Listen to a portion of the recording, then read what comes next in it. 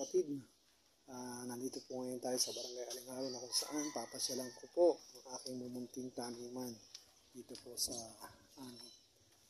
tabing bahay. Sisilipin po natin ang aking tanim na gulay na kung saan kapag alam niyo po ang awiting bahay kubo ay malalaman niyo po kung ano po ang pangalan nito.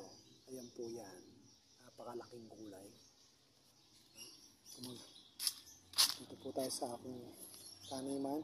Medyo sukal na po ng konti. Ayan po. Ayan.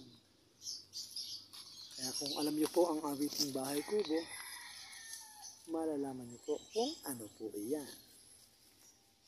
Medyo gumapang po siya sa taas kasi nung mga nakaraang taon na nagtanim po ako na yan, sa lupa lang po siya, no? Medyo marami ang binunga niya. Samantala ngayon po, no?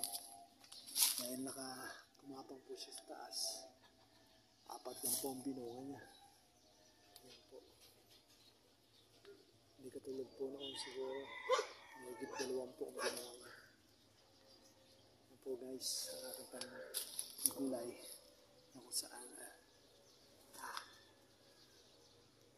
dapat yung malaman kung ano po ang pangalan nito.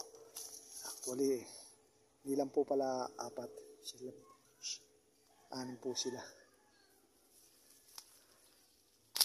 Yan, medyo masukal, yuko. Balik na po tayo sa aming bahay. Medyo magdidilim na po.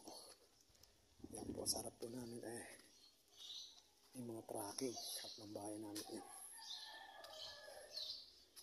Ito po ang aking alagang si Roxy. Yan po si Roxy. Kilala niyo po si Roxy. Yan po si Roxy. Ito naman po giniginaw na si Pochi. Ito po ang aming munting bahay. Yan. Guys, hanggang dito na lang. Merry Christmas po sa inyo lahat.